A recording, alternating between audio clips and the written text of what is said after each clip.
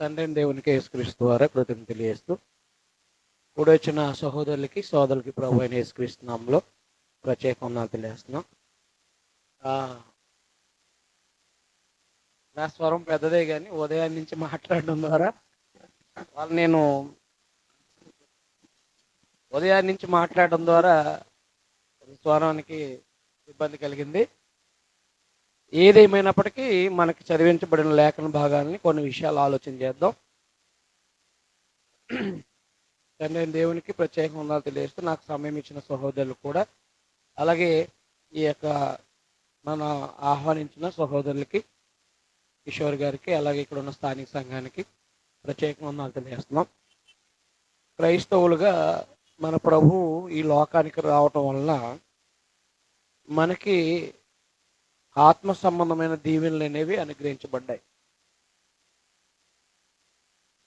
అయితే ప్రభు అయిన యేసుక్రీస్తు వారు జన్మించినప్పుడు మాత్రం యోధా జనాంగంలో ఆనందాన్ని కలిగించబడ్డది. ఆ ఆనందాన్ని కలిగించబడ్డానికి కారణం ఏంటంటే వారు లేఖనాలలో ఎవరి గురించి అయితే బోధించబడిందో ఆయన వచ్చాడంటంలో చాలా సంతోషకరమైన వార్త అని చెప్పడం జరిగింది. లూకాసు వార్త 2వ అధ్యాయము, లూకాసు వార్త 2వ అధ్యాయము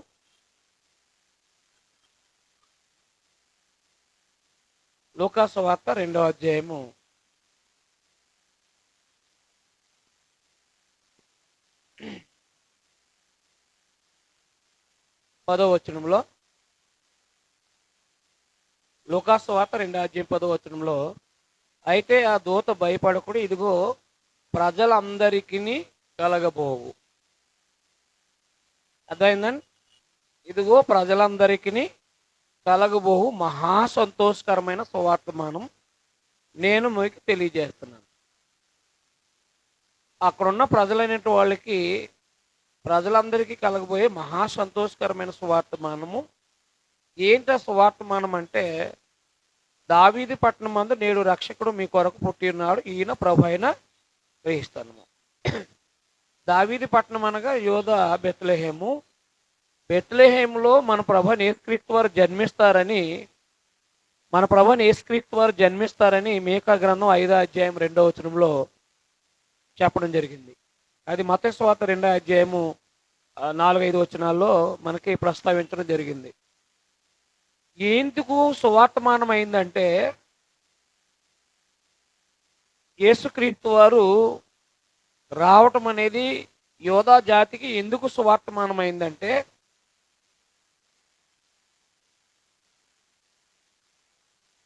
వాళ్ళందరూ కూడా ఒకరోజు మానవ రాజులను కోరుకున్నారు.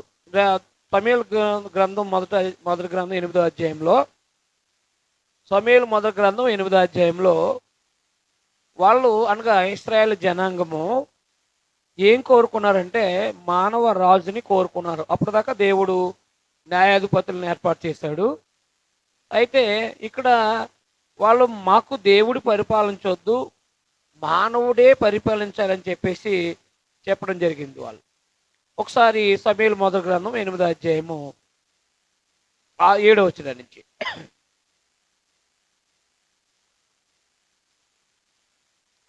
సమూయేలు మొదటి గ్రంథం 8వ అధ్యాయము 7వ వచనం.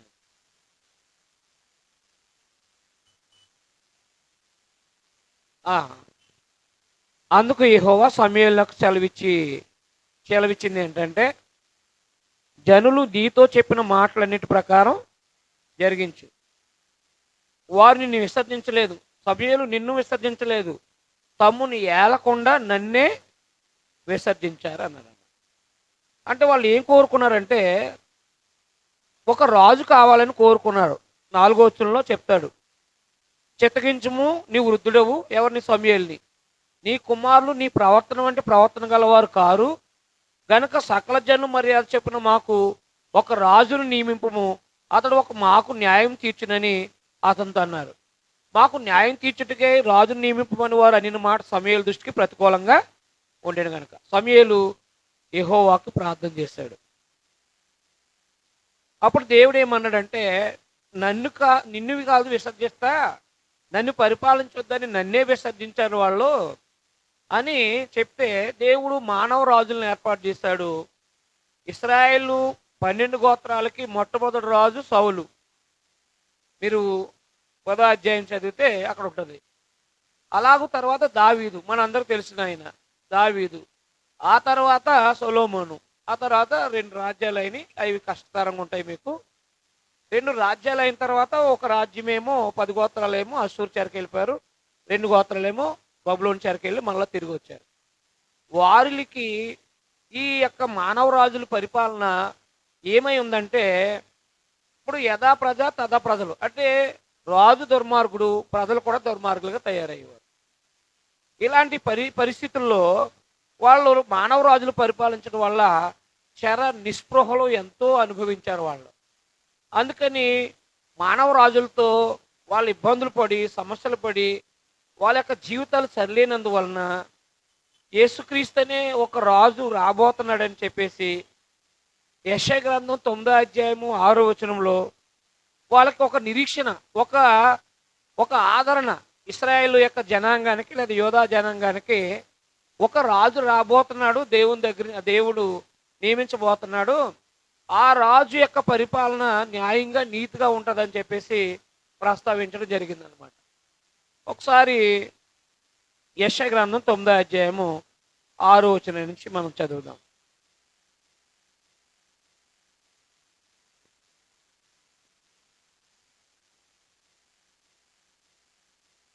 యెషయా గ్రంథం 9వ అధ్యాయం 6వ వచనం నుంచి.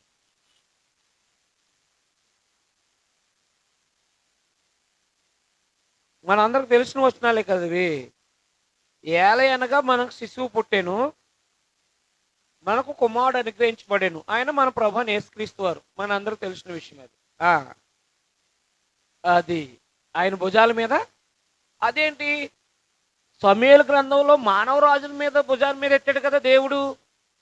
మళ్ళా రాబోయే రాజు అయిన యేసుక్రీస్తు మీద రాజ్యభారం ఎట్టడం ఏంటి అని అంటే, ఈ రాజులు సరిగా పరిపాలించలేదు, ప్రజలు కూడా వాళ్ళ పరిపాలనలో బాగోలేదు. కానీ రాబోయే రాజు పరిపాలన ఎలా ఉండబోతుందో, ఆ రాజు మీద ఏ భారం పెడుతున్నాడో దేవుడు చెప్పాడు అనమాట. అందువల్ల ప్రభువైన యేసుక్రీస్తు వారు జన్మించడం అనేది మన ఆత్మ సంబంధమైన జీవితాలకి చాలా ప్రయోజనకరమైంది. ఎందుకంటే ఈయన భౌతికమైన సింహాసనం మీద కూర్చుని పరిపాలించే రాజు కాదు ఈయన. మీకు అర్థమైందా? కారణం ఏంటంటే చెప్పాడు చూడండి, అక్కడ ఆయన భుజాల మీద రాజ్యభారం ఉంటుంది అన్నాడు. ఆశ్చర్యకరుడు, ఆలోచనకర్త, బలవంతుడకు దేవుడు, సమాధానకర్త, అధిపతి అని ఆయన పేరు పెట్టబడుతుంది. ఇది మొదలుకొని మితి లేకుండా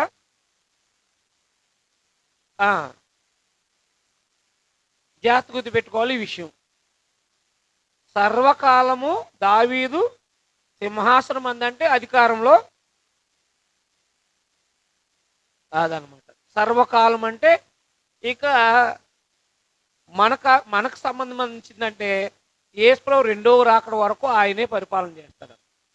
అయితే యేసుక్రీస్తు వారు జన్మించినప్పుడు, వారు యెరూషలేము ప్రవేశించినప్పుడు రాజు అని అనగా ఆ రాజు వచ్చినప్పుడు వాళ్ళు సంతోషపడ్డారనమాట. అందువలన బెత్లెహేములో జన్మించినప్పుడు ఈయన ప్రభు అయిన క్రీస్తు అన్నాడు కదా. క్రీస్తు అంటే అభిషక్తుడు అని అర్థం. అర్థమైందా? రాజు అంటే అభిషక్తులు ఎవరంటే రాజులు అన్నమాట. అందువల్ల దేవుడు యేసుక్రీస్తు వారి ద్వారా మానవులందరినీ పరిపాలించాలని నిర్ణయించాడు పాత నిబంధనలో. అనగా ఇశ్రాయేల్ కాలంలో ప్రవక్తలు పనిచేశారు, ఆ ప్రవక్తల కాలంలో. కాబట్టి ఎప్పుడైతే యూదులకి రాజుగా పుట్టాడని ప్రచారం జరిగింది, ఇది మనకు మత్తయి సువార్త 2:1 యూదులకు రాజుగా పుట్టినవాడు ఎక్కడ అన్నారు కదా. అది ఏ రోజుని కలవరపరిచేసింది. నేను యూదులకు రాజు అయితే మరొక రాజు ఏంటని. అందుకని ఇద్దరు చట్టి పిల్లలను అందరినీ చంపించేశాడు. మీకు అర్థమైందా? కానీ మొత్తం ఆ ప్రాంతమే ఆ ప్రభు అయిన యేసుక్రీస్తు వారు జన్మించినప్పుడు పరిస్థితులు అన్నీ కూడా తారుమారు చేయబడ్డాయి.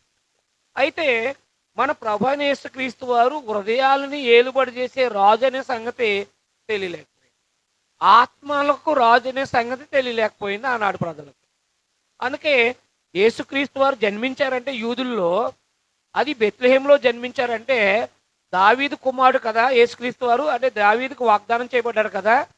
యేసుక్రీస్తు వారు వాగ్దానం చేయబడ్డారు కాబట్టి ఆయన దావీదు కుమారుడు. ఎప్పుడైతే బెత్లెహేంలో జన్మించారో ఈ యోధా జాతి యేసుక్రీస్తు వారి యొక్క పరిపాలన కొరకు ఎదురు చూస్తున్నారన్నమాట. అలా చూసే సమయంలో దేవుని రాజ్యం దగ్గర పడింది అని యోహాను గారు చెప్పడంతో ఎప్పుడైతే ప్రభు జన్మించారో ఏం జరిగిందంటే చాలా సంతోషపడ్డారు. అది సువార్తమానం వాళ్ళకి. ఎందుకని అర్థమైందా? మనకు ఎవరైనా వస్తున్నారు, మన జీవితాన్ని బాగు చేస్తున్నారు అని అంటే కనుక మనకు ఆనందమా కాదా? లేకపోతే మనకు ఒక మంచి ముఖ్యమంత్రి నియమించబడుతున్నాడు అన్నప్పుడు మనకు ఆనందమా కాదా? అలాగే యోధా జాతికి ఎన్నో సంవత్సరాల నుంచి ఆ యేసుక్రీస్తు వారి గురించి ప్రవచించబడితే ఆ ప్రవచనాలన్నీ నెరవేర్చడానికి యేసుక్రీస్తు వారి ఈ లోకానికి రావడం జరిగిందనమాట. అయితే ఈయన రాజే, కానీ ఆ హృదయాలను ఏలుబడి చేసే రాజు అనే సంగతి ఆనాడు తెలియలేకపోయింది. నేను రాజుని అంటే నువ్వు రాజువా అనుకున్నారు వాళ్ళు. చూడండి యోహాను సువార్త 18వ అధ్యాయంలో, యోహాను సువార్త 18వ అధ్యాయము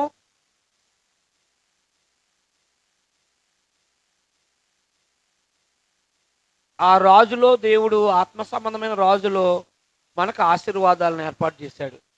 రాజు పరిపాలనలో ఏ దీవెనలు ఇచ్చాడో దేవుడు చెప్తాడనమాట. చూడండి యోహాను సువార్త 18వ అధ్యాయము పిలాతుతో ప్రభు మాట్లాడుతున్నారు 36 వచనంలో. యేసు నా రాజ్యము ఇహ సంబంధమైంది కాదు, నా రాజ్యము ఈ లోక సంబంధమైంది. అయితే నేను యూదులకు అప్పగింపడకున్నట్లు నా సేవకులు పోరాడుదురు కానీ నా రాజ్యం ఇహ సంబంధమైంది కాదన్నాడు. మరి ఇహ సంబంధమైంది కాదంటే అప్పుడు ఆయన అన్నాడు, అందుకు పిలాతు నువ్వు రాజువా అని అడగ్గా యేసు నువ్వు అన్నట్టే నేను రాజునే. క్రీస్తు ఏమన్నారు? నేను రాజునే. కానీ ఎక్కడ పరిపాలించే రాజుని అర్థం కాలేదంటే ఎప్పుడైతే ఆత్మ సంబంధమైన రాజు అన్నాడో ఆత్మలు పరిపాలించేవాడైన సంగతాలు గ్రహించలేకపోయారు అన్నాడు. భౌతికమైన రాజు అనుకుని ఈయన మాకు రాజు కాదు, యేసుక్రీస్తు వారు కైసరే మాకు రాజు అని గోల చేశారు. మీకు అర్థమైందా? కానీ ఈయన ఆత్మలను ఆశీర్వదించడానికి వచ్చిన రాజు అనే సంగతి వాళ్ళకి తెలియలేదు. అందుకే నేను చూడండి పేతురు రాసిన మొదటి పత్రిక 3వ అధ్యాయం 15వ వచనం చూడండి ఒకసారి. పేతురు రాసిన మొదటి పత్రిక 3వ అధ్యాయం 15వ వచనము. మనం బాప్తిసం పొందేటప్పుడు ఏమని ఒప్పుకుంటాం? యేసుక్రీస్తుని, యేసుని రోమపత్రిక 10:9 ప్రకారంగా యేసు ప్రభు అని. అంటే యేసు మరియమ్మకు పుట్టిన యేసుని ఏమని ఒప్పుకుంటున్నాం? ప్రభు అని, అంటే రాజు అని. చూసారా? చదవండి ఇక్కడ.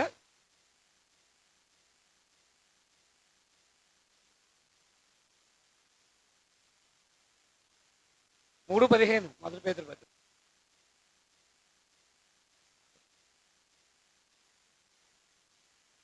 నిర్మలమైన మనస్సాక్షి కలిగిన వారే మీలో ఉన్న నిరీక్షణను గూర్చి మిమ్మల్ని హేతు అడిగే ప్రతివానికి సాత్వికంతో సిద్ధంగా ఉండి జాగ్రత్త గుర్తుపెట్టుకోండి అన్నమాట. జాగ్రత్త గుర్తుపెట్టుకోండి అన్నమాట.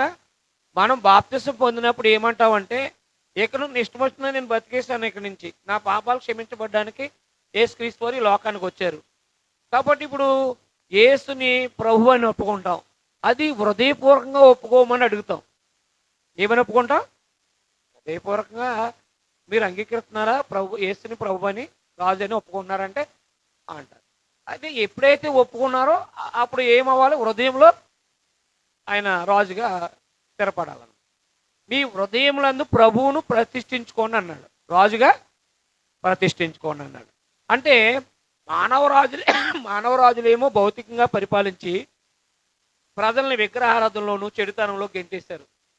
కానీ రాబోయే రాజు యేసుక్రీస్తు వారి ద్వారా దేవుడు మానవ జాతిని అందరినీ కూడా ఆశీర్వదించాలని, ఆ ఆశీర్వాదము ఆత్మ సంబంధం ఆశీర్వాదించాలని దేవుడు అబ్రహాముకు ముందుగానే చెప్పాడన్నమాట. చూడండి, ఆదికాండం 22:18 అబ్రహాంకి చెప్పాడు. చూడండి ఒకసారి, అబ్రహాంతో దేవుడు ఏమంటున్నాడు? మరియు నీవు నా మాట వినినందున, జాగ్రత్త గుర్తుపెట్టుకున్న మాట, భూలోకములోని అంటే అర్థం ఏంటి? అందరనే కదా, ప్రపంచం అంతగానా, భూలోకములోని జనములన్నీ నీ సంతానం వలన, అంటే అబ్రహాము సంతానం వలన ప్రపంచం అంతటిని దేవుడు ఆశీర్వదించాలని అబ్రహాంతో చెప్పాడు. మీకు అర్థమైందా? ఆ సంతానం ఎవరని చెప్తున్నాడు? గల్తీ 3:16లో అబ్రహాం సంతానం ఎవరు? ఇస్సాక అక్కడ మాట్లాడింది కాదు, యేసుక్రీస్తు అని చెప్పడం జరిగింది. చూడండి, గలతీ పత్రిక 3:16 చూడండి ఒకసారి. గలతీ పత్రిక 3:16 చూడండి ఒకసారి. గలతీ పత్రిక 3:16 చూడండి ఒకసారి. అబ్రహామునకును ఆయన సంతానానికి వాగ్దానాలు చేయబడ్డాయి. జాగ్రత్త పెట్టుకుని అక్కడ అన్నాడా? ఆయన అనేకులు కూర్చి అన్నట్టు సంతానములు అని అనలేదు. ఆయన చెప్పక ఒకరినే నీ సంతానం అన్నాడు కదా. ఆయన నీ సంతానమునకు నేను, ఆ సంతానము క్రీస్తు. అంటే అబ్రహాంతో అన్నాడు కదా, నీ సంతానం అన్నాడు కదా. నీ సంతానం అని దేవుడు అబ్రహాంతో ఎవరి గురించి అన్నాడు? యేసుక్రీస్తు వారి గురించి. ఏం చేస్తాడు ఆయన ద్వారా? భూలోకమంతా ఆశీర్వదింతా అన్నాడు. ఏం ఆశీర్వదింతా అన్నాడు? భూములు ఇస్తానన్నాడా యేసుప్రభు ద్వారా? అర్థమైందా? యేసుక్రీస్తు వారి ద్వారా ధనం వృద్ధి చెందుతుంది అన్నాడా? యేసుక్రీస్తు వారి ద్వారా భౌతిక సంబంధమైన మేలు చేస్తానన్నాడా? ఏపీఎస్సీ పత్రిక చదివించారు కదా. యేసుక్రీస్తు వారిని ఈ లోకానికి పుట్టించడానికి కారణం ఏంటో అర్థమైందా? ఈ లోకంలోకి రాజుగా దేవుడు ఏర్పాటు చేయడానికి కారణం ఏంటంటే మానవ జాతి ప్రతి ఆత్మ ఆస్వాదించబడాలి. మానవ జాతి ప్రతి ఆత్మ ఆస్వాదించబడాలన్నమాట. చదవండి, ఏపీఎస్సీ పత్రిక 1:3 మన ప్రభువైన యేసుక్రీస్తు యొక్క తండ్రి దేవుడు స్తుతింపబడును గాక. ఆయన అంటే దేవుడు క్రీస్తునందు పరలోక విషయములలో ఆత్మ సంబంధమైన ప్రతి ఆశీర్వాదం మనకు అనుగ్రహించండి. అంటే యేసుక్రీస్తు వారు రావటము, ఆయన మనందరి పాపాల కోసం మరణించడం, సమాచేయడం, తిరిగి లేపబడడం ద్వారా మానవ జాతికి దేవుడు ఏ ఆశీర్వాదాన్ని ఇచ్చాడంటే ఆత్మకి. ఇప్పుడు పాపం చేసింది శరీరమా ఆత్మ? అర్థమైందా? ఇప్పుడు నరకానికి వెళ్ళేది ఆత్మ శరీరమా? ఆత్మ. అర్థమైందా? ఇప్పుడు పాపం చేసి మీ అపరాధాల చేత మీ పాపాల చేత చచ్చిపోయారన్నాడు ఎఫెసీ పత్రిక 2:1. అలాగే రోమపత్రికలో 6వ లాస్ట్ వచనంలో పాపం వల్ల వచ్చు జీతము మరణం అన్నాడు. అంటే పాపం చేసిన మానవులు, అంటే అది ఏదైనా సరే, అది వ్యక్తిగతమైన జీవితంలో చెడుతనమైన, దేవుని ఎరగకపోవటమైన, ఇలాంటివి చేసిన ప్రతి మానవుడు కూడా ఎక్కడున్నాడంటే, పాపం చేసిన వాడు ఎక్కడున్నాడంటే ఆత్మీయ మరణంలో ఉన్నాడు, లేకపోతే నరకపాత్రుడిగా ఉన్నాడు. మీకు అర్థమైందా? మనందరూ తెలిసేది రోమపత్రిక 6:23, ఏలయనగా పాపం వల్ల వచ్చే జీతము మరణం.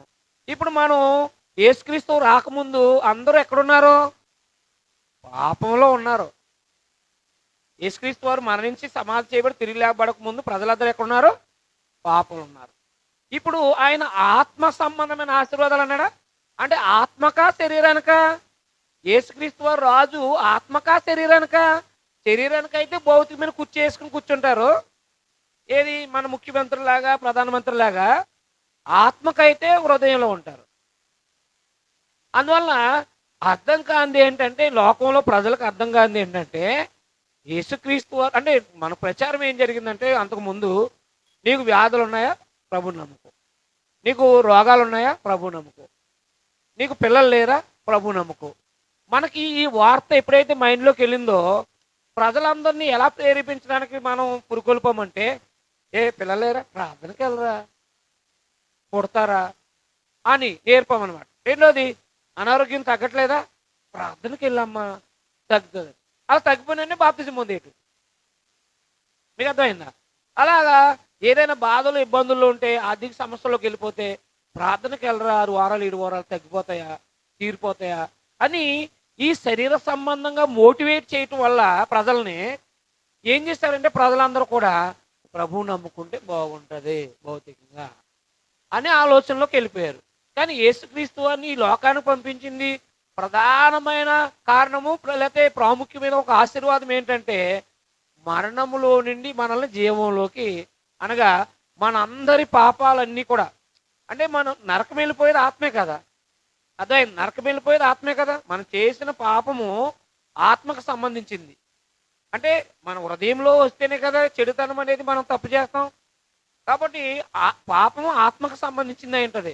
మనం చేసిన క్రియలు మనం వెంట వెళ్తాయి కదా. అది అందరికి తెలుసా తెలియదా? మనం చేసిన క్రియలు చనిపోయిన తర్వాత మనకు కూడా వస్తాయి రావా? మరి ఇప్పుడు మనం పాపిగా చనిపోతే మనం పాపిగానే కనపడతాం. అర్థమైందా? కానీ యేసుక్రీస్తునందు ఆశీర్వదించబడితే యేసుక్రీస్తునందు ఉన్న వాళ్ళుగానే కనపడతాం. అందువల్ల ఎఫెసు పత్రికలో ఏమన్నారంటే 1:7 ఆత్మ సంబంధమైన ప్రతి ఆశీర్వాదాలు అనుగ్రహించాడు అన్నాడు. అందుకని యేసుక్రీస్తుని ఎందుకు నమ్ముకోవాలయ్యా? యేసుక్రీస్తుని నమ్ముకుంటే ఏం ఆశీర్వాదం వస్తుంది? శరీరానికి వస్తుందా, ఆత్మకు వస్తుందా?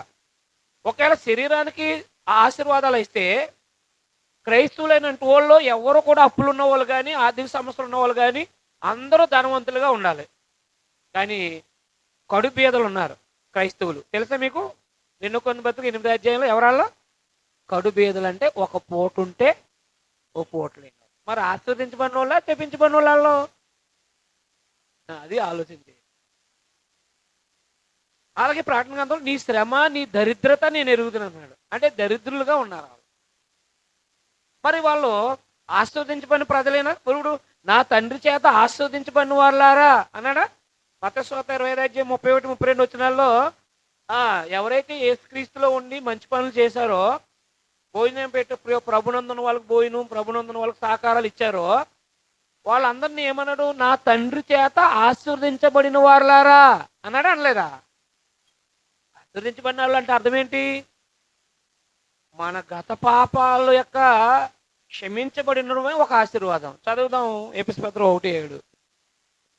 ఆత్మకి ఆశీర్వాదం. అది ఆత్మకి ఆశీర్వాదం. గుర్తుపెట్టుకోండి ఈ విషయాన్ని. ఆత్మకి ఆశీర్వాదం. ఎఫెసు పత్రిక 1:7. దేవుని కృపా మహదైశ్వర్యాన్ని బట్టి ఆ ప్రియుని యందు, అంటే యేసుక్రీస్తు వారి రక్తం వలన మనకి విడుదల, అనగా మన అపరాధములకు క్షమాపణ. అదనమాట. పైన ఆత్మ సంబంధంలో ఆశీర్వాదాలు అనుగ్రహించాడు అన్నాడు కదా. ఏంటి ఆశీర్వాదం అంటే, మన ఆత్మ పాపం చేసి మన శరీరంతో చేసాం తప్పులు, కానీ చేయించింది ఆత్మ. మన ఆత్మ పాపం చేసి దేవునికి దూరం అయిపోయాము, శాపంలో ఉన్నాము, నరకంలో చనిపోతే నరకానికి వెళ్ళిపోతాం అనమాట. ఒక మాటలో చెప్పాలంటే పాపం చేసిన వాళ్ళందరూ శాపగ్రస్తులు అంతే. ఈ శాపగ్రస్తమైన స్థితిలో ఉన్న వారిని యేసుక్రీస్తు వారి ద్వారా ఆశీర్వదించడానికి దేవుడు యేసుక్రీస్తు వారిని లోకానికి పంపించారనమాట.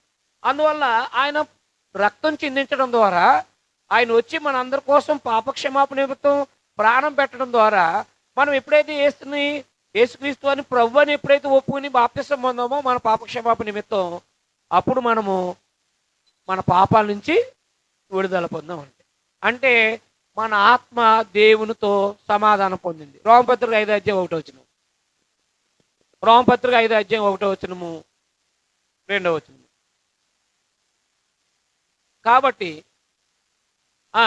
అంటే యేసుప్రభువునందు విశ్వాసం ఉంచాం కదా. మనం చూడలేదు కదా యేసుప్రభుని, చూడలేదు కాబట్టి ఆయన వచ్చాడు, ఆయన చనిపోయాడు, సమాధి చేయబడి తిరిగి లేపబడని అపోస్తులు బోధించారు, రాయబడిన సంగతులు మనం విశ్వసించాం.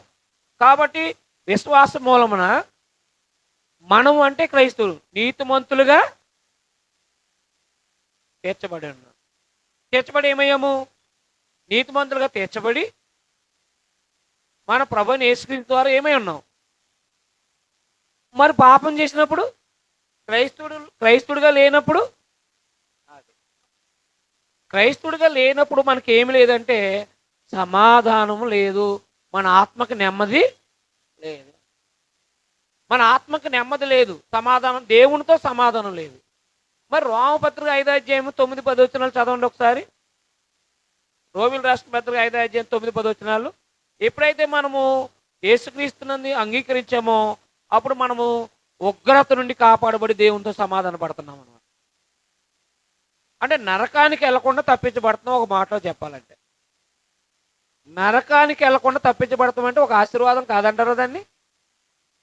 కాబట్టి ఆయన రక్తం వల్ల ఇప్పుడు మనము అంటే నిర్దోషులుగా చేయబడి మరింత నిశ్చయముగా ఆయన ద్వారా ఉగ్రత అంటే పాపం చేసిన మనము డైరెక్ట్గా మన వృద్ధాప్యం దాకా కూడా పాపులుగానే బ్రతికి చచ్చిపోతే ఎక్కడికి వెళ్ళిపోదుము? నరకానికి వెళ్ళిపోదుము. అయితే ఎప్పుడైతే మన ప్రభువైన యేసుక్రీస్తునందు విశ్వాసం ఉంచి బాప్తిస్వం పొందామో మన పాపాలు క్షమించబడ్డాయి. దేవుని ఉగ్రతనే ఆ నరకం నుండి మనం తప్పించబడ్డాం. ఒక ప్రమాదం నుంచి తప్పించబడినప్పుడు కాపాడబడ్డాం, రక్షించబడ్డాం అంటాం కదా. ఎలా ప్రమాదం నుండి కాపాడబడ్డాం అంటే రక్షించబడ్డాం అనమాట. దేవుడు యేసుక్రీస్తు వారి ద్వారా మనల్ని రక్షించింది శరీరాన, ఆత్మన? యేసుక్రీస్తు వారు దేవుడు యేసుక్రీస్తు వారి ద్వారా మనల్ని రక్షించడానికి, అని మనం పాపులను రక్షించడం క్రీస్తు యేసు లోకానికి వచ్చారన్నారా? మొదటి పత్రిక 1:15లో మరి పాపులను రక్షించడానికి క్రీస్తు యేసు లోకానికి వచ్చారన్నారు కదా. రక్షించడం అనేది ఆత్మ శరీరాన్ని రక్షించడానికి వచ్చారా? అది మనకు అర్థం కావాలి. మొట్టమొదటి యేసుక్రీస్తు వారి ద్వారా మనకు మొట్టమొదటిగా ఆశీర్వాదం ఏంటంటే పాప క్షమాపణ, దేవుని ఉగ్రత నుండి కాపాడబడడం, అంటే నరకం నుండి తప్పించబడడం. అది మొట్టమొదటి ఆశీర్వాదం అన్నమాట. అర్థమైందా? ఇది ఏ ఆశీర్వాదము? శరీరాందా, ఆత్మదా? అది గమనించాలి మనం మొట్టమొదటి. అర్థమైంది? ఆ ధోరణిలో మనం ఆలోచిస్తే కొత్త నిబంధన ప్రకారంగా మనకి దేవుడు ఆత్మను రక్షించాలనే సంగతి అర్థమవుతుంది యేసుక్రీస్తు ద్వారా. అందువల్ల యేసుక్రీస్తు వారు ద్వారా ఆత్మ సంబంధన ఆశీర్వాదాలు ఏంటంటే మొట్టమొదటిగా మన ఆత్మకి రక్షణ, మన ఆత్మకి రక్షణ, నరకానికి వెళ్ళకోకుండా అన్నమాట. రెండవది, మనము పరలోకాన్ని సొంతం చేసుకోవడానికి దేవుడు ముందుగానే మనల్ని క్రీస్తునందు ఏర్పాటు చేసుకున్నాడు. అది ఆత్మ సంబంధం లోకమా, భూలోకమా? ఆత్మ సంబంధం లోకం. ఇప్పుడు పరలోకం వెళ్ళటం ఆశీర్వాదమా, శాపమా? ఆశీర్వాదం. అదే ఆత్మ శరీరందా? ఆత్మది. అదే ఎఫెసీయుల పత్రిక 1:4లో చెప్పాడు అనమాట. ఎఫెసీయుల పత్రిక 1:4 ఎట్లనగా తాను ప్రియనేందు తాను ఉచితంగా మనకు అనుగ్రహించిన తన కృపా యొక్క మహిమకు కీర్తి కలిగినట్లు తన చిత్త ప్రకారమైన దయా సంకల్పం చెప్పిన యేసుక్రీస్తు ద్వారా అదనమాట కుమారులుగా స్వీకరించబడడం. అంటే ఏంటి? పిల్లలనే కదా. ఇప్పుడు దేవునికి పిల్లలు. ఇప్పుడు మన పిల్లలకి మన ఆస్తిత్వం ఇవ్వా? మన పిల్లలకి మన ఆస్తిత్వం ఇవ్వా? ఇస్తామండి. మరి దేవుడు మన కుమారులు అన్నాడు. దేవునికి కుమారులుగా చేయబడడం ఒక ఆశీర్వాదమా, శాపమా? ఇప్పుడు కుమారులమయ్యామంటే తండ్రి ఆస్తి ఏది? మనం కుమారులమైన మనం భూమి మీద యేసుక్రీస్తు వారి ద్వారా కుమారులమైన మనము మరి ఏ ఆస్తికి వారసులైన వాళ్ళు మనం కాదనమాట. అంటే పరలోక సంబంధం ప్రతి ఆశీర్వాదం అన్నాడు కదా. యేసుక్రీస్తు వారి ద్వారా మన ఆత్మకు రక్షణ, మన ఆత్మ పరలోకం వెళ్ళటానికి దేవుడు యేసుక్రీస్తు వారిని లోకానికి పంపించాడు. అర్థమైంది? అర్థం లేదా?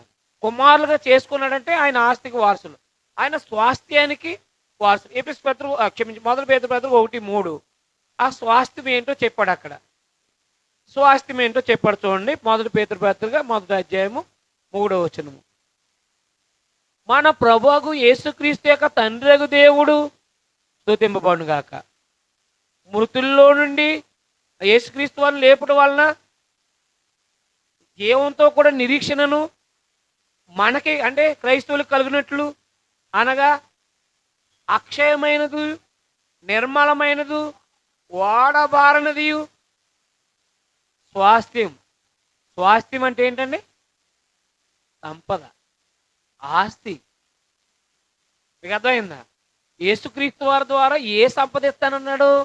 భౌతిక సంబంధమైన సంపద, ఆత్మీయమైన సంపద. మీకు అర్థమవుతుంది అనుకుంటున్నాను నేను. అర్థమవుతుందా కనిపించుకుందండి? యేసుక్రీస్తు వారిని ఈ లోకానికి పంపడం ఆత్మను రక్షించడానికా, శరీరాన్ని రక్షించడానికి అన్నప్పుడు ఆత్మరక్షణ. మరి బాప్తిసం పొందినప్పుడు నరకం నుండి లేదా ఉగ్రత నుండి కాపాడబడడం అనేది ఒక ఆశీర్వాదం.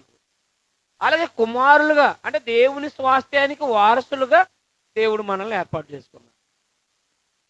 అంత గొప్ప ఆశీర్వాదం కలిగిన మనము, అర్థమైందా, భూ సంబంధమైన ఆశీర్వాదాలే ప్రాముఖ్యంగా ఎంచకూడదు.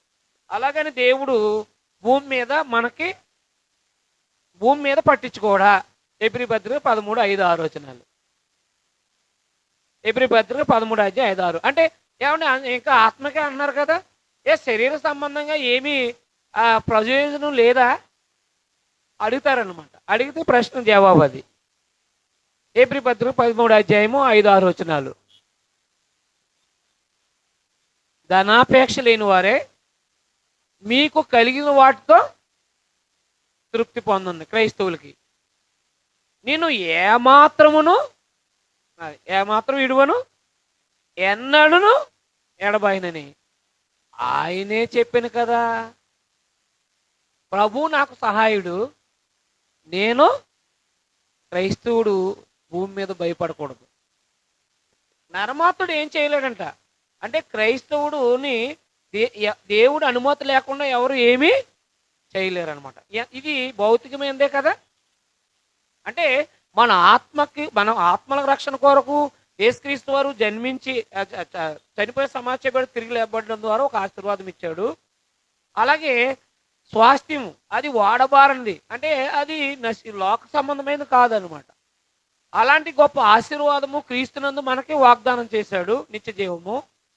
దానికి వారసులమయ్యాము, అది ఒక ఆశీర్వాదమే.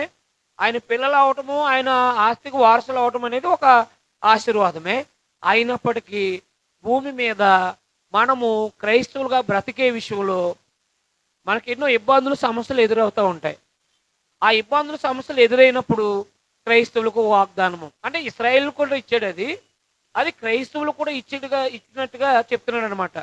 నిన్ను ఇడువను. ఇది భూ సంబంధమైన ఆశీర్వాదమే. తర్వాత రెండవది, నరమాత్రుడు ఏం చేయగలరు అంటే ఎవరు మనల్ని ఏమీ చేయలేరు, అంటే నాశనం చేయలేరు. మనల్ని ఎవరో పాడు చేయలేరు.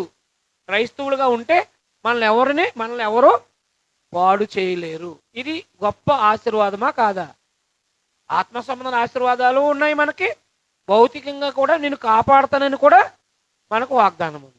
అయితే ఫిలిప్పీ రాసిన పత్రికలో 4:18 చదవండి. అక్కడ దేవుని బిడ్డలుగా మనం సంఘ కార్యక్రమాల్లో పాలుభాగస్తులు అయ్యే విషయంలో, అంటే ప్రతి ఆదివారం మనం దేవునికి ఇచ్చే విషయంలోని పరిశుద్ధులకు సహాయం చేస్తే ఏమి అవసరాలు తీర్చబడతాయి చెప్పాడు చూడండి. అక్కడ ఏమి అవసరాలు తీర్చబడతాయి చెప్పాడు చూడండి. 4:18 చదవండి కంటిన్యూగా. పౌలు గారికి జైల్లో ఉన్నప్పుడు ఫిలిప్పీ సంఘం సహాయం చేసిందంటండి. నాకు సమస్తము సమృద్ధి కలిగి ఉంది అంటే ఫిలిప్పీ సంఘం పంపించింది అనమాట పౌలు గారికి. సో ఏమీ తక్కువ లేకుండా ఉన్నాను. దేవుని యొక్క బిడ్డలకి సహాయం చేసిన సహకారము అంటే మనం ప్రతి ఆదివారం దేవునికి ఇస్తాం, అందులో సువార్తికుడు పోషించబడతాడు, మంచి పనులు చేస్తాం. ఇలాగా దేవుని పనికి సంబంధించి ఎప్పుడైతే మనము ఇస్తామో అది మనోహరమైన సువాసన, దేవునికి ప్రీతికరమును ఇష్టమైన యాగం కాగా, జాగ్రత్త పెట్టుకోండి, భౌతిక సంబంధంగా కూడా సహాయం చేయగలిగిన వాడు, ఆత్మ సంబంధంగా ఐశ్వర్యంగా ఆత్మ సంబంధం ఐశ్వర్యాన్ని ఇవ్వగలిగిన వాడు ఆయన. అయితే దేవుడు తన ఐశ్వర్యం చెప్పున క్రీస్తు మహిమలో అది చాలా ఇంపార్టెంట్. అంటే యేసుక్రీస్తు ద్వారా మన ఆత్మకు రక్షణ కలిగిన, మన ఆత్మకి పరలోకం అనే ఒక గొప్ప ఆశీర్వాదాన్ని మనకు వాగ్దానం చేసిన భూమి మీద క్రైస్తవుడికి ప్రతి అవసరత తీర్చబడుతుంది. అవసరత కోరికల, కోరికలు అంటే ఏంటి, అవసరాలు అంటే ఏంటి?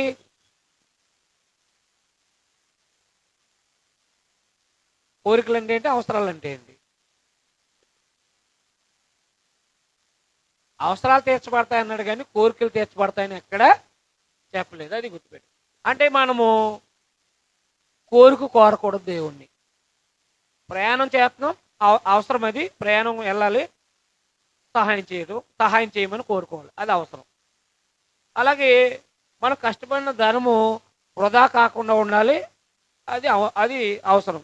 అనారోగ్యాలు, మనం ఎక్కువ ధనము వృధా అవ్వకుండా మనం భయంకరమైన అనారోగ్యాల్లోకి వెళ్ళకుండా ఉండాలి, అది అవసరం. ఇలా అవసరమైన ప్రతిదానికి ప్రార్థన చేయాలి, కానీ కోరికలు నడకూడదు. అర్థమైందా? కోరికలు తీర్చనం లేదు. క్రీస్తు మీ ప్రతి అవసరము తీర్చబడి అన్నాడు అనమాట.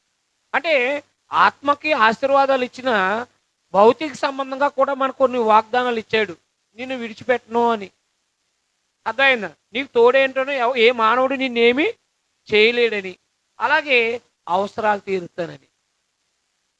ప్రయాణంలో మనకి క్షేమం కావాలి, అది అవసరం మనకి. లేకపోతే యాక్సిడెంట్ అయిన, ఇబ్బంది అయిన, సమస్య అయిన, ఇబ్బందులు ఏర్పడతాయి. మరి ఇప్పుడు అవసరం కోసం ప్రార్థన చేసుకోవచ్చు, అవసరాన్ని తీరుస్తాడు దేవుడు. మన కష్టార్జితాలు పాడవకుండా ఉండాలని మనం దేవుణ్ణి అడగవచ్చు. అలాగే ఇలా అవసరతలన్నీ, అంటే మన పిల్లలు ఇప్పుడు వివాహం అవసరం యవనస్తులకి కదండి. వివాహం కోసం, వివాహం అవ్వాలని ప్రార్థన చేసుకోవచ్చా, చేసుకోకూడదా? అది అవసరం. మరి వివాహం అయిన తర్వాత మన పిల్లలు పుట్టాలనేది అవసరమా కాదా? అవసరం అన్నమాట.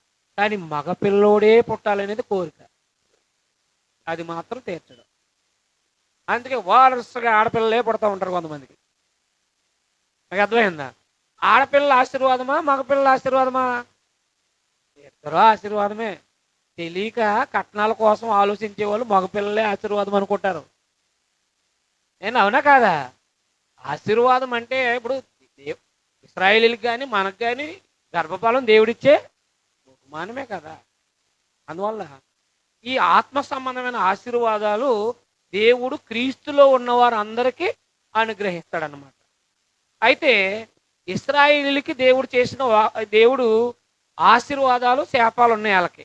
అది ఇశ్రాయేలీలకి వర్తిస్తాయి. ద్వితీయోపదేశకాండం 28వ అధ్యాయం 1 నుంచి.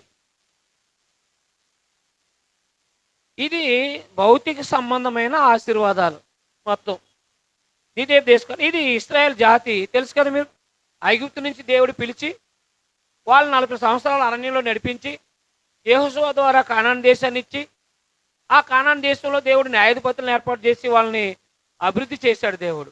అయితే ధర్మశాస్త్రం ఏం చెప్పాడంటే 10 ఆజ్ఞలు ఇచ్చి మీరు అనుసరించాలి, అనుసరించకపోతే కనుక శాపాలు వస్తాయని చెప్పాడు వాళ్ళకి. చెప్పింది ఎవరితోటి? అక్కడ 28వ అధ్యాయం ముందు ఒకసారి నిర్గమకాండం 19వ అధ్యాయం చదువుదాం. నిర్గమకాండం 19వ అధ్యాయం 1 నుంచి.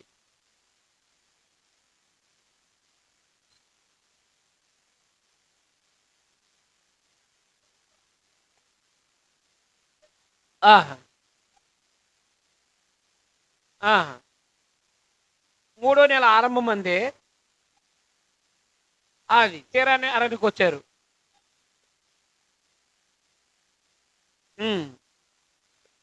ఆ, ఆ,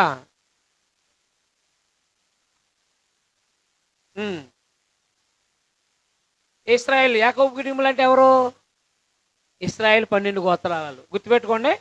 యాకోబు కుటుంబీకులతో ముచ్చటించి ఇశ్రాయేలీలకి తెలపవలసింది ఎవరికి? అది గుర్తుపెట్టుకోండి. ఇశ్రాయేలీలకి తెలపవలసినవి ఏమనగా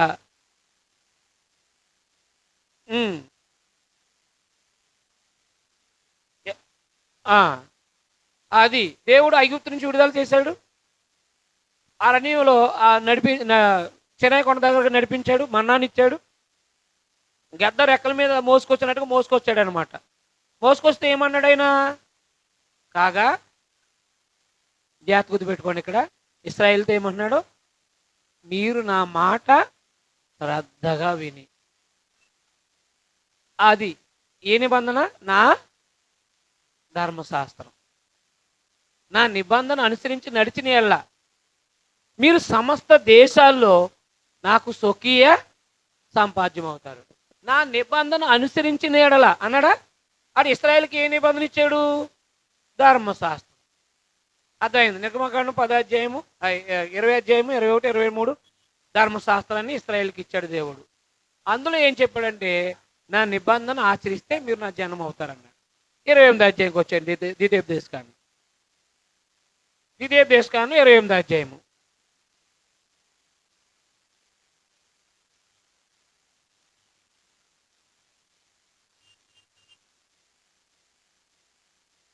ద్వితీయోపదేశకాండం 28 అధ్యాయం మొదటి నుంచి. నీవు అంటే ఇశ్రాయేలుతో చెప్తున్నాడు అది. నీవు నీ దేవుడైన యెహోవా మాట శ్రద్ధగా విని నేను నీకు ఆజ్ఞాపించు మాటలు ఆయన ఆజ్ఞలన్నిటినీ అనుసరించి నడుచుకొని ఎడల నీ దేవుడైన యెహోవా భూమి మీద ఉన్న సమస్త జనుల కంటే ధర్మశాస్త్రం అనుసరిస్తే ఇశ్రాయేలు ఏమవుతారు? హెచ్చింపబడతారు భూమి మీద జనాలందరికంటే. తర్వాత నీ దేవుడైన యెహోవా మాట వింటే ఈ దీవెనలు అంటే ఇప్పుడు చెప్పబోయే 28 చెప్పబోయే దీవెనలన్నీ ఆయన మీదకి వస్తాయంట. ఎవరి మీదకి? ఇశ్రాయేలు మీదకి. ఈ నిర్గమాకాండం 20 అధ్యాయాలు ఇచ్చిన ధర్మశాస్త్రాన్ని అనుసరిస్తే దీవెనలు వచ్చిపోతాయంట. ఏ దీవెనలు? చదవండి. ఏ పట్టణం అది? ఏ పట్టణంలో ఇశ్రాయేలు ఉంటే ఆ పట్టణంలో ఏమవుతారు? వాళ్ళు హెచ్చించబడతారు. దీవించబడడం అంటే అభివృద్ధి అవడమే కదా. హెచ్చించబడతారు. అందరికి పొలం ఉన్నాయి, మనకి పొలంలో దీవించబడతావు. అక్కడ చెప్పాడు, అక్కడ నీ గర్భఫలము, నీ భూఫలము, నీ పశువుల మంద, నీ దుక్కుడెద్దులు, నీ గొర్రె మేకల మందులు ఇవన్నీ ఎవరికి ఉన్నాయండి? ఇవన్నీ ఎవరికి ఉన్నాయి? ఇశ్రాయేలుకి ఉన్నాయి. అర్థమైందా? నీ దుక్కుడెద్దులు, గొర్రెల మేకలు, మందలు ఇవన్నీ ఎవరికి ఉన్నాయి? వాళ్ళు గొర్రెలకు మేపుకునేవాళ్ళు కదా, గొర్రెలు కాసుకునేవాళ్ళు. అందుకని నీ గొర్రెలు ఇవన్నీ అభివృద్ధి పరచబడతాయని దేవుడు చెప్తున్నాడు అక్కడ. నీ భూపాలం, నీ పశువులు, నీ దుక్కుటెద్దులు, నీ గొర్రె మేకల మందలు దీవించబడును అంటే అభివృద్ధి అవుతాయన్నట. మన పోయినవేంటి? వాళ్ళ పోయినవేంటి? మనం పిడిపిస్తామా రైసా? మరే నీ గంప పిండి పిసుకు తొట్టే మనకున్నాయి తొట్లు. వాళ్ళు ఎట్టుకొచ్చి మనకి ఎట్టుకోకూడదు. మనయే ఆలయే. మనకి పిండి పిసుకు తొట్టి ఎక్కడ ఉందండి దీవించబడతానికి? అర్థమైనా అర్థమలేదా? మనకు పశువులు ఎక్కడ ఉన్నాయండి? మనకి గొర్రె మేకలు ఎక్కడ ఉన్నాయండి? మనకు దుక్కుడెద్దులు ఎక్కడ ఉన్నాయండి? తర్వాత అంటే ఇక ఎక్కడికి వెళ్ళినా దీవించబడతాడని.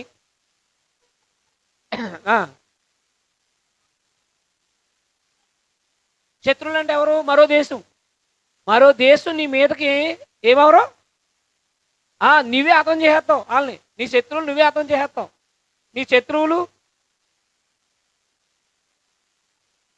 అది అంటే నీ పక్షం యుద్ధం చేస్తాడు. అందుకని యుద్ధం యెహోవాది. పాదనేమో అంటాడు కదా యుద్ధం. అంటే ఇశ్రాయేల్ పక్షంగా మరో దేశం మీద యుద్ధం చేసేది ఎవరు? దేవుడు. అంటే ఎవరి గురించి మాట్లాడుతున్నాడు చూడండి. కంటిన్యూషన్.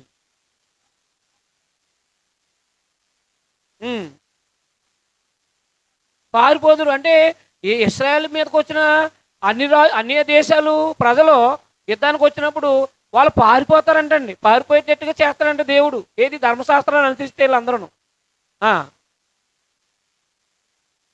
ఉమ్. నీ అది నీకు కొట్లలో అభివృద్ధి పడతావు.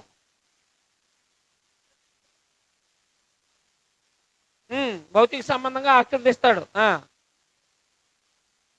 ఉమ్, ఉమ్, ఉమ్.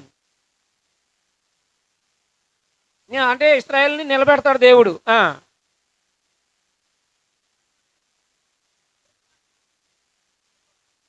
ఉమ్. ఏంటి ఇశ్రాయేల్కి భయపడతారు దేవుని తర్వాత. ఉమ్, ఉమ్. నీ పశువుల విషయంలోను, నీ నేల పంట విషయంలోను నీకు సమృద్ధిగా దేవుడు ఇశ్రాయేలుకి మేలు కలగ చేస్తానంటున్నాడు. చూసారా, నీ దేశం మీద, నీ దేశం అంటే ఎవరి దేశం అది? ఇశ్రాయేల్ దేశం. నీ దేశం మీద వర్షం కురిపిస్తాడంట. దాని కాలమందు కురిపిస్తాడంట. ఉమ్, ఆ, ఉమ్. ఆకాశాన్ని తెరిచి ఆయన పంటలు పండిస్తాడనమాట.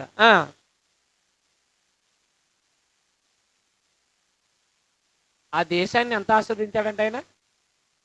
మన దేశం మరో దేశం మీద అప్పు తెచ్చుకుంటుందా లేదా? కానీ ఇశ్రాయేల్ దేశం అంట వేరే దేశం వెళ్ళి అడుక్కోదంట మా దేశానికి సాయం చేయండి. అర్థమైందా? నువ్వు మీ దేశం మీద చూడమన్నాడు. నీవు అనేక జనాలకి అప్పిచ్చేది, కానీ అప్పు అనేక జనాలకి. అర్థమైంది? మరి ఇప్పుడు క్రైస్తవులు అందరూ అప్పులో ఉన్నారనుకోండి, ఇది వర్తిస్తుందా? అంటే ఇది మన కోసం మాట్లాడింది కాదు. మనకు మాట్లాడిందంతా అపోస్తల కార్యం, అంటే కొత్త నిబంధన మత్తయి సువార్త నుంచి అపోస్తల కార్యంలో మరి వివరంగా, పత్రికల్లో మరి వివరంగా మనం యేసుక్రీస్తు వారు ఎందుకు వచ్చారు, మనం మన ఆత్మలు రక్షించుకోవడానిక, శరీరాలు రక్షించుకోవడానిక, మనం ఎలా ఆస్వాదించబడ్డాం, మనకు ఎలాంటి వాగ్దానాలు ఉన్నాయి, అన్నీ కూడా కొత్త నిబంధనలు ఎత్తుకోవాలి. మనం కొత్త నిబంధన ప్రజలమా, పాత నిబంధన ప్రజలమా? ఇది పాత నిబంధన ప్రజలకి ఆశీర్వాదాలు. నువ్వు అప్పిస్తావు అనేక జనాలకి, కానీ అప్పు తీసుకోవాలి.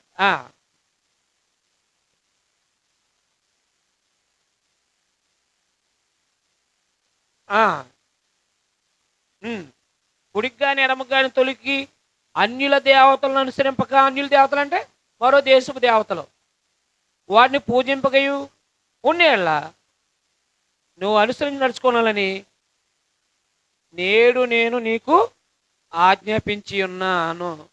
యెహోవా ఆజ్ఞలు విని వాటిని అనుసరించి గైకొనేళ్ళ యెహోవా నిన్ను తలగా నియమించను కానీ నీవు పైవాడుగా ఉంది కానీ క్రిందవాడుగా ఉన్నావు.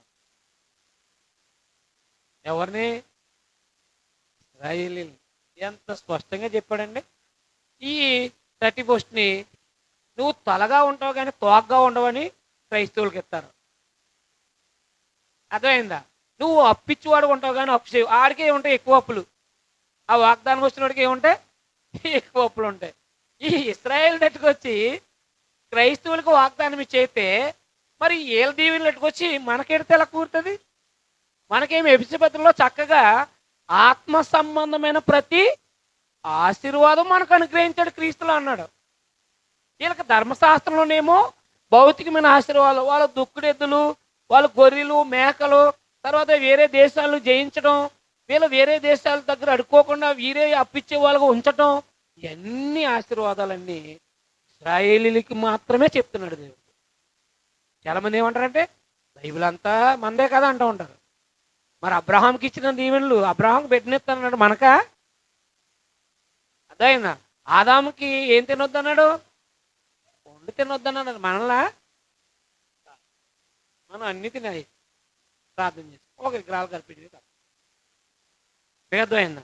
అంటే ఏ కాలంలో దేవుడు ఎలాగో ఏ ప్రజలతో ఏం మాట్లాడాడు, వాళ్ళకు వర్తించే దీవెనలు ఏంటో మనం గ్రహించగలిగితే అప్పుడు మనకి యేసుక్రీస్తు వారి ద్వారా మనకు అనుగ్రహించిన దీవెనలు ఏంటో మనకి అర్థమవుతాయి అన్నమాట.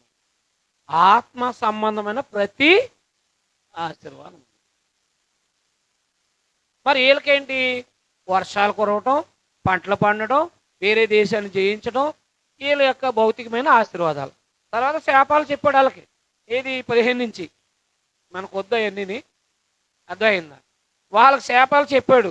వాళ్ళు కనుక అనుసరించకపోతే పిల్లలు పుట్టరు, పట్టణంలో శపించబడతారు, అలా వాళ్ళకు గొర్రె మేకలు అభివృద్ధి అవ్వవు. అర్థమైందా? అలాగే వాళ్ళకి తెగుళ్ళు వస్తాయి, అలాగే వాళ్ళు వేరే దేశానికి చెరగెళ్ళిపోతారు. ఇవన్నీ వాళ్ళకి వర్తిస్తాయన్నమాట. తర్వాత వాళ్ళ పిల్లలు మాంసం తింటారని శాపాలు ఉన్నాయి. ఎప్పుడు ధర్మశాస్త్రాన్ని అనుసరించకపోతే. అది ఇశ్రాయేలీలు అనగా యేసుక్రీస్తు వారు మరణించేంత వరకు ఈ ధర్మశాస్త్రం వర్తిస్తారు తప్ప యేసుక్రీస్తు వారు చనిపోయి తిరిగి లేచిన తర్వాత ఈ ధర్మశాస్త్రం అనేది ప్రభువారు ఏం చేశారంటే రద్దు చేశారనమాట. ఇదిగో నేను క్రొత్త నిబంధన చేయ దినాలు వస్తున్నాయని ఇర్మియా 31:32 చెప్పాడో చెప్పలేదా? ఆ క్రొత్త నిబంధనలో మనం ఉన్నాము. మనకు ఇప్పుడు కొత్త నిబంధనలో దీవెనలన్నీ మనయే, ఆత్మ సంబంధమైనవి. అలాగే భౌతిక సంబంధమైన ప్రతి అవసరత కానీ, సహాయం కానీ, తోడు కానీ అన్నీ మనకు ఉంటాయి. అయితే మనం చేసే పనులు కూడా వర్ధిల్లుతాయి. ఎలా వర్ధిల్లుతాయి? 2 కొరింథీ పత్రిక 9వ అధ్యాయము మనకు కూడా స్పష్టంగా చెప్పాడు దేవుడు. 2 కొరింథీ పత్రిక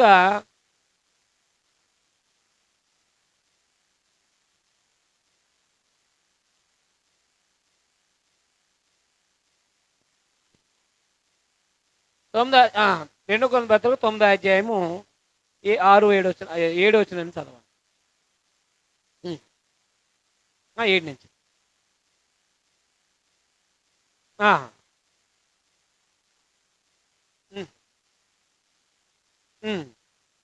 ఇయ్యాలి.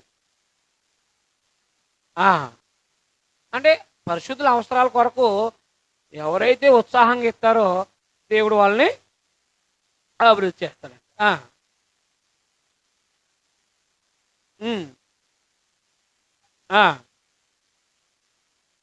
అంటే ఉత్తమమైందంటే మంచిది అన్నమాట. మంచి కార్యము చేయుటకు విస్తరింప చేయగలడు. ఇందు విషయమై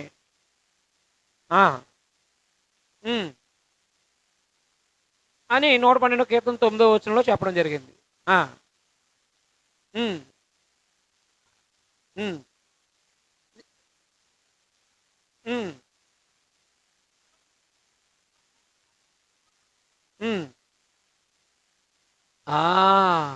మనం చేసే కష్టార్జితాలు కూడా అభివృద్ధి అవుతాయంట. ఎప్పుడు?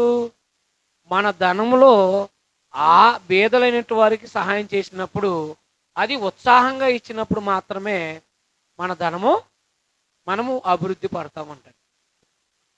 మీకు అర్థమైందా? మన ధనంలో బేదలకు ఎప్పుడైతే సహాయం చేస్తామో అప్పుడు మనము వర్ధిల్తామంటండి. అర్థమైంది? అర్థం. కానీ శత్రువులు తరుముతారు, ఇలాంటివి మనకు సంబంధించినవి కాదు. ఇక్కడ మాట్లాడింది కొత్త నిబంధనలో మనము పూర్ణోద్ధార్య భాగ్యం అంటారు. అంటే మనం ఏం చేయాలి? దేవునికి ఇవ్వాల్సింది దేవునికి ఇవ్వాలి, బేదలకు ఇవ్వాల్సింది. ఎందుకని? బేదలకు అప్పించేవాడు యెహోవాకు అప్పించేవాడు. అందుకని చెప్పాడు. ఇది గలతీ పత్రిక 2:10 బాధ చేయడమే కాదు పేదలకు కూడా సహాయం చేయండి అని. చదవండి ఒకసారి గలతీ పత్రిక 2:10. అపోస్తులైన పౌలు గారికి అపోస్తులు ఏం చెప్పారంటే, మీరు సువార్త ప్రకటించడమే కాదు పేదలకు సహాయం చేయండి అని. గలతీ 2:10.